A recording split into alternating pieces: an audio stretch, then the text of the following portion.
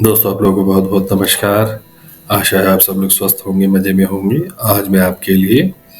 तुलसी देवी का अष्टकम का मंत्रोच्चारण कर देता हूँ। इसको वृंदा देवी का अष्टकम भी बोलते हैं।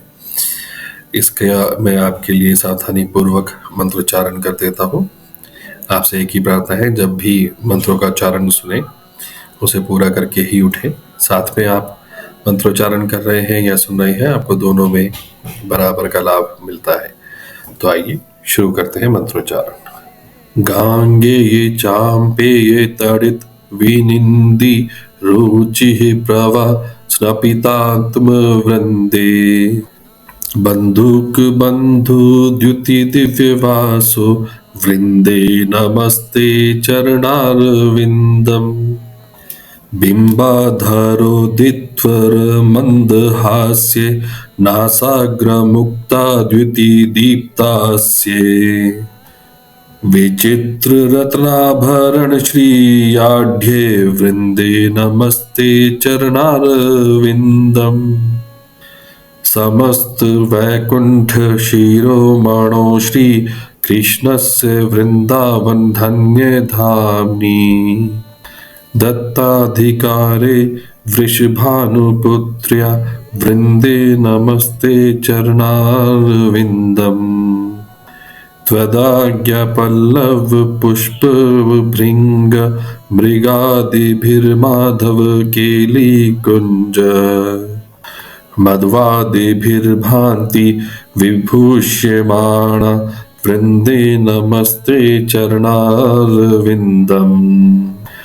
त्वदीयदुत्येन निकुञ्जयूनोरत्युत्कयो केलिविलाससिद्धि त्वत्सौभगं केन निरुच्यतातं तद्वृन्दे नमस्ते चरणारविन्दम् रासाभिलाषो वसतिश्च वृन्दावने त्वदीशान्द्रिसरोजसेवा लभ्या च पुंसां कृपया तवेव वृन्दे नमस्ते चरणारविन्दम् त्वं कीर्त्यसे सात्वतन्त्रवेदभिर्लालाभिधाना किला कृष्णशक्ति तवेव मूर्तिस्तुलसीनलोके वृन्दे नमस्ते चरणारविन्दम् भक्त्या विहीना अपराधलक्ष्ये क्षिप्ताश च कामादितरङ्गमध्ये कृपामयी त्वां शरणप्रपन्ना वृन्दे नमस्ते चरणारविन्दम् गांगेये चाम्पेये तडित विनिन्दी रुचिः प्रवा स्नपितात्मवृन्दे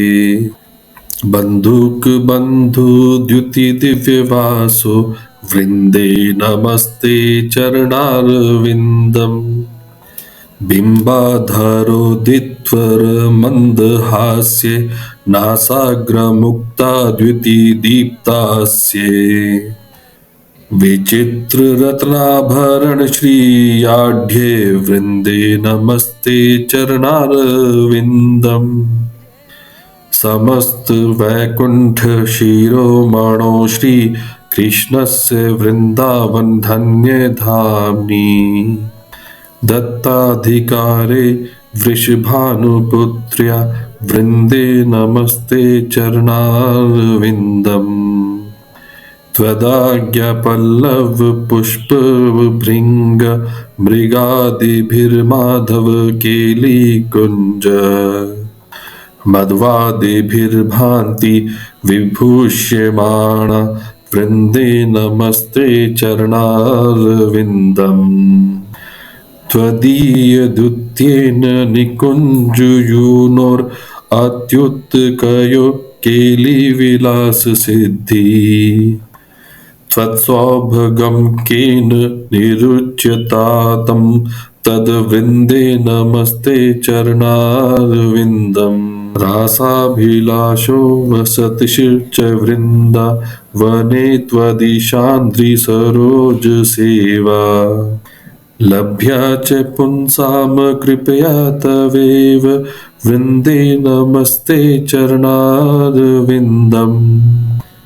त्वं कीर्त्यसे सात्वतन्त्रवेदभिर्लालाभिधाना किला कृष्णशक्ति तवेव मूर्तिस्तुलसीनलोके वृन्दे नमस्ते चरणारविन्दम् भक्त्या विहीना अपराधलक्ष्ये क्षिप्ताश च कामादितरङ्गमध्ये कृपामयी त्वां शरणप्रपन्ना वृन्दे नमस्ते चरणारविन्दम् गाङ्गेये चाम्पेये तडित विनिन्दी रुचिः प्रवा स्नपितात्मवृन्दे बन्धुक बन्धु द्युति दिव्यवासो वृन्दे नमस्ते चरणारविन्दम् बिम्बाधरोदित्वर मन्दहास्ये नासाग्रमुक्ता द्युति दीप्तास्ये विचित्ररत्नाभरण श्रीयाढ्ये वृन्दे नमस्ते चरणारविन्दम् समस्त वैकुण्ठ शिरोमणो श्री कृष्णस्य वृन्दावन धन्य धाम्नि दत्ताधिकारे वृषभानुपुत्र्या वृन्दे नमस्ते चरणारविन्दम् त्वदाज्ञापल्लव पुष्पभृङ्ग मृगादिभिर्माधव केलिकुञ्ज मध्वादिभिर्भान्ति विभूष्यमाणा वृन्दे नमस्ते चरणारविन्दम् त्वदीयदुत्येन निकुञ्जयूनोरत्युत्कयो केलिविलाससिद्धि त्वत्सौभगं केन निरुच्यतातं तद्वृन्दे नमस्ते चरणारविन्दम् रासाभिलाषो वसतिश्च वृन्दावने त्वदीशान्द्रिसरोजसेवा लभ्या च पुंसाम कृपया तवेव वृन्दे नमस्ते चरणारविन्दम् त्वं कीर्त्यसे सात्वतन्त्रवेदभिर्लालाभिधाना किला कृष्णशक्ति तवेव मूर्तिस्तुलसीनलोके वृन्दे नमस्ते चरणारविन्दम् भक्त्या विहीना अपराधलक्ष्ये क्षिप्ताश च कामादितरङ्गमध्ये कृपामयी त्वां शरणप्रपन्ना वृन्दे नमस्ते चरणारविन्दम् गाङ्गेये चाम्पेये तडित विनिन्दी रुचिः प्रवा स्नपितात्मवृन्दे बन्धुक बन्धु द्युति दिव्यवासो वृन्दे नमस्ते चरणारविन्दम् बिम्बाधरोदित्वर मन्दहास्ये नासाग्रमुक्ता द्युति दीप्तास्ये विचित्ररत्नाभरण श्रीयाढ्ये वृन्दे नमस्ते चरणारविन्दम् समस्त वैकुण्ठ शिरोमणो श्री कृष्णस्य वृन्दावन धन्य धाम्नि दत्ताधिकारे वृषभानुपुत्र्या वृन्दे नमस्ते चरणारविन्दम् त्वदाज्ञापल्लव पुष्पभृङ्ग मृगादिभिर्माधव केलिकुञ्ज मध्वादिभिर्भान्ति विभूष्यमाणा वृन्दे नमस्ते चरणारविन्दम् त्वदीयदुत्येन निकुञ्जयूनोरत्युत्कयो केलिविलाससिद्धि त्वत्सौभगं केन निरुच्यतातं तद्वृन्दे नमस्ते चरणारविन्दम् रासाभिलाषो वसतिशिर्च वृन्दावने त्वदीशान्द्रिसरोजसेवा लभ्या च पुंसां कृपया तवेव वृन्दे नमस्ते चरणारविन्दम् त्वं कीर्त्यसे सात्वतन्त्रवेदभिर्लालाभिधाना किला कृष्णशक्ति तवेव मूर्तिस्तुलसीनलोके वृन्दे नमस्ते चरणारविन्दम् भक्त्या विहीना अपराधलक्ष्ये क्षिप्ताश च कामादितरङ्गमध्ये कृपामयी त्वां शरणप्रपन्ना वृन्दे नमस्ते चरणारविन्दम् गाङ्गेये चाम्पेये तडित विनिन्दी रुचिः प्रवा स्नपितात्मवृन्दे बन्धुक बन्धु द्युति दिव्यवासो वृन्दे नमस्ते चरणारविन्दम् बिम्बाधरोदित्वर मन्दहास्ये नासाग्रमुक्ता द्युति दीप्तास्ये विचित्ररत्नाभरण श्रीयाढ्ये वृन्दे नमस्ते चरणारविन्दम् समस्त वैकुंठ शिरोमणो श्री कृष्णस्य वृन्दावन धन्य धाम्नि दत्ताधिकारे वृषभानुपुत्र्या वृन्दे नमस्ते चरणारविन्दम् त्वदाज्ञापल्लव पुष्पभृङ्ग मृगादिभिर्माधव केलिकुञ्ज मध्वादिभिर्भान्ति विभूष्यमाणा वृन्दे नमस्ते चरणारविन्दम् त्वदीयदुत्येन निकुञ्जयूनोरत्युत्कयो केलिविलाससिद्धि त्वत्सौभगं केन निरुच्यतातं तद्वृन्दे नमस्ते चरणारविन्दम् रासाभिलाषो वसतिशिर्च वृन्दावने त्वदीशान्द्रिसरोजसेवा लभ्या च पुंसां कृपया तवेव वृन्दे नमस्ते चरणारविन्दम् त्वं कीर्त्यसे सात्वतन्त्रवेदभिर्लालाभिधाना किला कृष्णशक्ति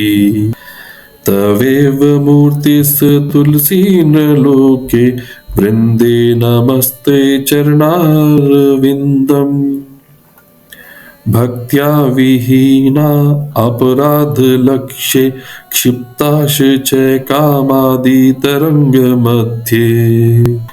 कृपामयी त्वां शरणप्रपन्ना वृन्दे नमस्ते चरणारविन्दम् गाङ्गेये चाम्पेये तडित विनिन्दी रुचिः प्रवा स्नपितात्मवृन्दे बन्धुक बन्धु द्युति दिव्यवासो वृन्दे नमस्ते चरणारविन्दम् बिम्बाधरोदित्वर मन्दहास्ये नासाग्रमुक्ता द्युति दीप्तास्ये विचित्ररत्नाभरण श्रीयाढ्ये वृन्दे नमस्ते चरणारविन्दम् समस्त वैकुंठ शिरोमणो श्री कृष्णस्य वृन्दावन धन्य धाम्नि दत्ताधिकारे वृषभानुपुत्र्या वृन्दे नमस्ते चरणारविन्दम् त्वदाज्ञापल्लव पुष्पभृङ्ग मृगादिभिर्माधव केलिकुञ्ज मध्वादिभिर्भान्ति विभूष्यमाणा वृन्दे नमस्ते चरणारविन्दम् त्वदीयदुत्येन निकुञ्जुयूनोरत्युत्कयो केलिविलाससिद्धि त्वत्सौभगं केन निरुच्यतातं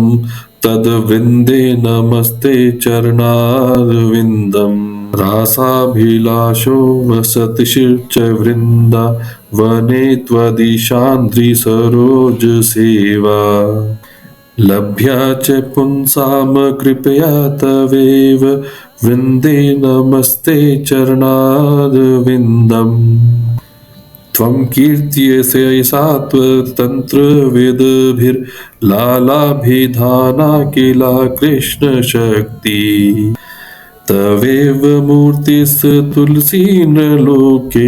वृन्दे नमस्ते चरणारविन्दम् भक्त्या विहीना अपराधलक्ष्ये क्षिप्ताश च कामादितरङ्गमध्ये कृपामयी त्वां शरणप्रपन्ना वृन्दे नमस्ते चरणारविन्दम् गाङ्गेये चाम्पेये तडित विनिन्दी रुचिः प्रवा स्नपितात्मवृन्दे बन्धुक बन्धु द्युति दिव्यवासो वृन्दे नमस्ते चरणारविन्दम् बिम्बाधरोदित्वर मन्दहास्ये नासाग्रमुक्ता द्युति दीप्तास्ये विचित्ररत्नाभरण श्रीयाढ्ये वृन्दे नमस्ते चरणारविन्दम् समस्त वैकुण्ठ शिरोमणो श्री कृष्णस्य वृन्दावन धन्य धाम्नि दत्ताधिकारे वृषभानुपुत्र्या वृन्दे नमस्ते चरणारविन्दम् त्वदाज्ञापल्लव पुष्पभृङ्ग मृगादिभिर्माधव केलिकुञ्ज मध्वादिभिर्भान्ति विभूष्यमाणा वृन्दे नमस्ते चरणारविन्दम् त्वदीयदुत्येन निकुञ्जुयूनोरत्युत्कयो केलिविलाससिद्धि त्वत्सौभगं केन निरुच्यतातं तद्वृन्दे नमस्ते चरणारविन्दम् रासाभिलाषो वसतिशिर्च वृन्दावने त्वदीशान्द्रिसरोजसेवा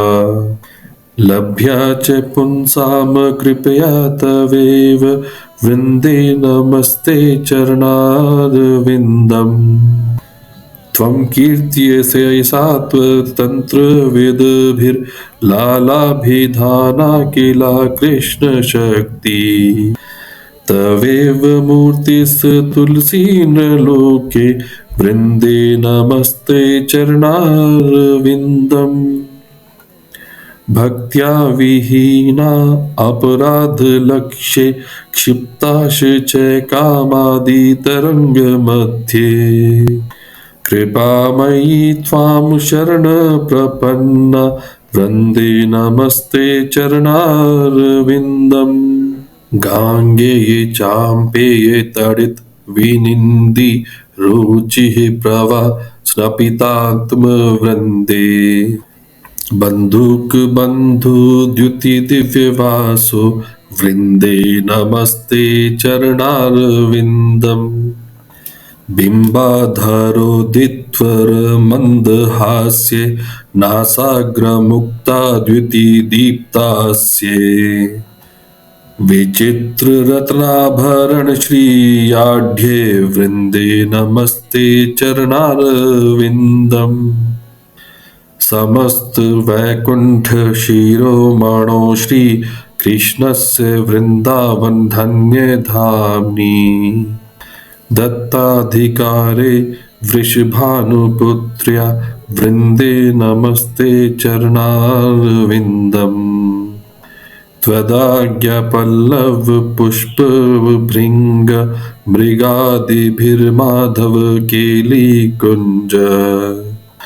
मध्वादिभिर्भान्ति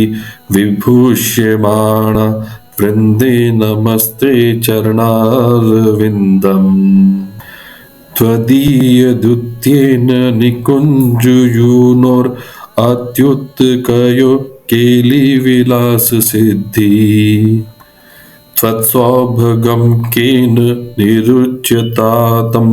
तद्वृन्दे नमस्ते चरणारविन्दम् रासाभिलाषो वसतिश्च वृन्दावने त्वदीशान्द्रिसरोजसेवा लभ्या च पुंसां कृपया तवेव वृन्दे नमस्ते चरणारविन्दम् त्वं कीर्त्यसे सात्वतन्त्रवेदभिर्लालाभिधाना किला कृष्णशक्ति तवेव मूर्तिस्तुलसीनलोके वृन्दे नमस्ते चरणारविन्दम् भक्त्या विहीना अपराधलक्ष्ये क्षिप्ताश च कामादितरङ्गमध्ये कृपामयी त्वां शरणप्रपन्ना वृन्दे नमस्ते चरणारविन्दम् गाङ्गेये चाम्पेये तडित विनिन्दी रुचिः प्रवा स्नपितात्मवृन्दे बन्धुक बन्धु द्युति दिव्यवासो वृन्दे नमस्ते चरणारविन्दम् बिम्बाधरोदित्वर मन्दहास्ये नासाग्रमुक्ता द्युति दीप्तास्ये विचित्ररत्नाभरण श्रीयाढ्ये वृन्दे नमस्ते चरणारविन्दम् समस्त वैकुंठ शिरोमणो श्री कृष्णस्य वृंदावन धन्य धाम्नि दत्ताधिकारे वृषभानुपुत्र्या वृन्दे नमस्ते चरणारविन्दम् त्वदाज्ञापल्लव पुष्पभृङ्ग मृगादिभिर्माधव केलिकुञ्ज मध्वादिभिर्भान्ति विभूष्यमाणा वृन्दे नमस्ते चरणारविन्दम् त्वदीयदुत्येन निकुञ्जयूनोरत्युत्कयो केलिविलाससिद्धि त्वत्सौभगं केन निरुच्यतातं तद्वृन्दे नमस्ते चरणारविन्दम् रासाभिलाषो वसतिश्च वृन्दावने त्वदीशान्द्रिसरोजसेवा लभ्या च पुंसां कृपया तवेव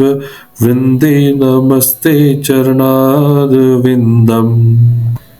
त्वं कीर्त्यसे सात्वतन्त्रवेदभिर्लालाभिधाना किला कृष्णशक्ति तवेव मूर्तिस्तुलसीनलोके वृन्दे नमस्ते चरणारविन्दम् भक्त्या विहीना अपराधलक्ष्ये क्षिप्ताश च कामादितरङ्गमध्ये कृपामयी त्वां शरणप्रपन्ना वृन्दे नमस्ते चरणारविन्दम्। देखिए, महादेव की कृपा से हमारा वृंदाष्टकम या तुलसी देवी का अष्टकम सफलतापूर्वक पूर्ण हुआ। आप लोगों को अगर ये मंत्रोच्चारण अच्छा लग रहा है तो चैनल को लाइक और सब्सक्राइब करें, अपने दोस्तों रिश्तेदारों को आगे फॉरवर्ड करें। आप सब लोग का बहुत बहुत धन्यवाद। हर हर महादेव।